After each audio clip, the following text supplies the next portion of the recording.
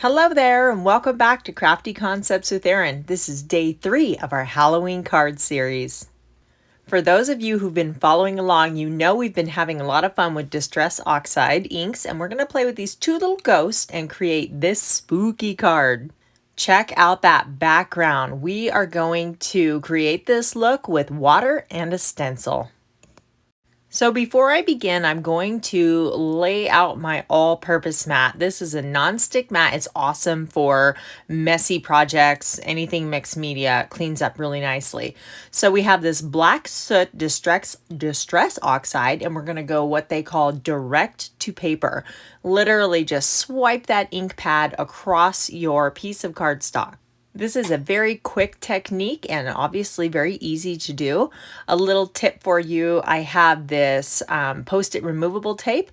Go ahead and put a piece on your fingers and that way you can hold it without getting all inky. So I just want to make sure I didn't miss any, and that looks pretty good. So we'll kind of let that dry a bit and then just use a baby wipe and a microfiber towel. I have a paper towel because everything of mine's in the wash, and just clean that up real quick. Now these I'm very excited about. Look at that gorgeous stencil.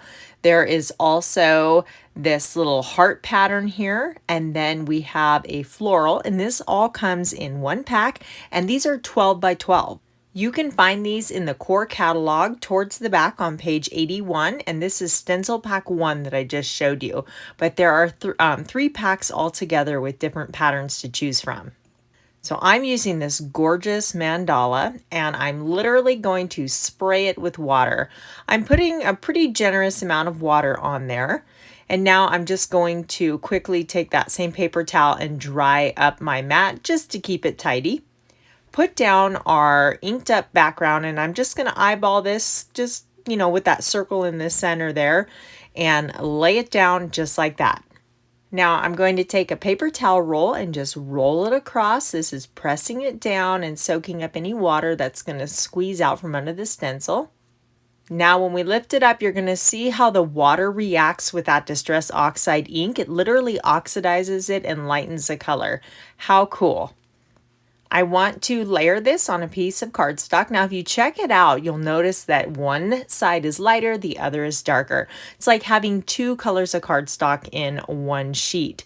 And you can pick, I'm going to use the lighter because I think it pops a bit more. This is Paprika, and it's a gorgeous fall color. I love it. I've trimmed this down so I have about 1/8 of an inch border all the way around. So I'm just going to set that aside and continue working on our embellishments. So this is from the Fancy Border Dies, and I also have this gorgeous silver foil paper. Also from the core catalog is this Simple Serif die set. There's the upper and the lower case. You can get this in a bundle where you can even get it with a coordinating stamp. I'm just going to use the uppercase letters and spell out the word spooky. I'll go ahead and get this die cut off camera real quick. And now we have all these fun letters die cut from that silver foil paper. And now this is meant to be, you can continue it on and make it as short or as long as you want. I only need about a 3 scallop length section. So I'm just taking my microtip scissors and cutting right up from the end here. And now we have this pretty little lace border. So my thought process behind this little lacy piece is when I first laid that stencil over the Distress Oxide background, it just kind of had this, I don't know, Gothic Victorian vibe. And then when I think Gothic Victorian, I think lace. So it made sense to me, and I think it works perfectly. I'm wanting to create a shelf for my word to rest on. So this is going to be the first component, the bottom layer of my shelf. I'm just lifting this up now to make sure I have it centered. And again, I'm just eyeballing it. It doesn't have to be perfect. But then I have this gorgeous black shimmer trim. I want this to be just a little bit longer than the white lace piece. So I've cut that end at an angle. I'm going to do the same to the opposite there. And it's about 5 inches in length. So I just go ahead and use my fingernail, and I can peel off that adhesive backing and then set it down just centered there. Perfect. Who doesn't love a little sparkle on their card? I love the way that looks. And see how it looks like a little shelf? Perfect. So now we're ready to bring in our spooky letters. Now, since I have 6 letters, I'm going to take the 2 and center those and then work the rest out from there. So making sure my 2 O's are in the center, and I think that looks good. So we're also going to incorporate those 2 little ghost characters, but I'm going to go ahead and get my letters tacked down with a little adhesive glue. Again, I'm starting with the 2 in the center. It just makes it easy and helps to make sure that my letters end up where they're supposed to be and everything is evenly placed. I always like to use liquid glue on these smaller pieces. It just is easy to apply and it gives you a second to wiggle it into place before it dries to make sure everything is straight. Using craft tweezers is very helpful also. Without these, I would have both ink and glue all over my hands. I place the acrylic block over the letters just to help it dry nice and flat.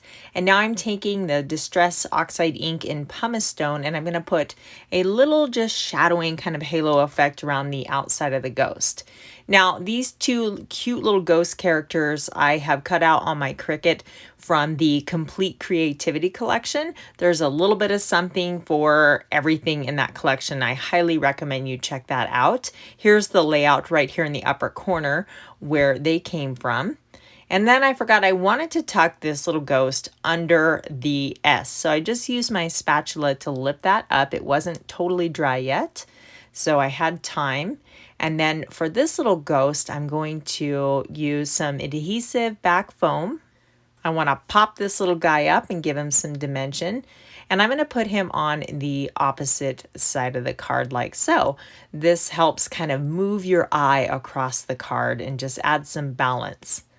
So I want to adhere this to our card base. And I did go ahead and cut this out of White Daisy cardstock to create my own slimline card base. My finished card size is 8.5 by 3.5. So just get everything pressed down there. It's looking good. I do want to add a little bit of bling to this. So I've dug out some adhesive back clear sparkles and I'm just going to kind of put these across the card front here. And I'm clustering those around the ghost and I'm going to use 5. I like to do odd numbers. And again, this just kind of leads your eye across the card and it feels nice and balanced to me. I love how easy it was to create that background with just some water and a stencil. And then we have that silver foil and the shimmer trim, a lot of elements working together to make this really fun card. If you guys enjoyed this video, give me a big thumbs up. I would appreciate it. Here's a few more videos that you will enjoy. Thank you so much for watching and I'll catch you in the next video.